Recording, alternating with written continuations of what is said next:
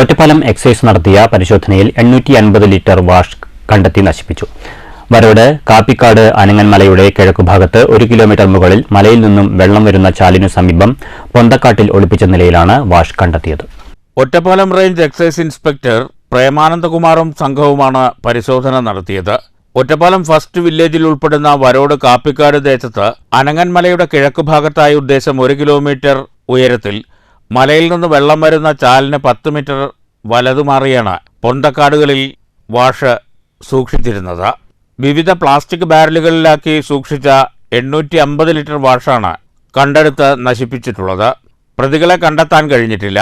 അതേസമയം അബ്കാരി നിയമപ്രകാരം കേസെടുത്തതായി എക്സൈസ് അധികൃതർ അറിയിച്ചു.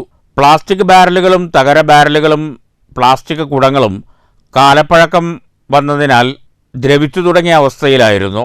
കൊണ്ടുവരാനുള്ള പ്രയാസം കാരണമാണ് സാമ്പിൾ ശേഖരിച്ച ശേഷം ബാക്കി വാഷും ബാരലുകളും കുടങ്ങളും സംഭവസ്ഥലത്ത് വെച്ച് തന്നെ നശിപ്പിച്ചത്. റെയ്ഡിൽ എക്സൈസ് ഇൻസ്പെക്ടർമാരായ CV Rajesh Kumar, Sudarshanan Nair, grade PO KP Rajesh എന്നിവരും പങ്കെടുത്തു. News bureau, Ottapalam.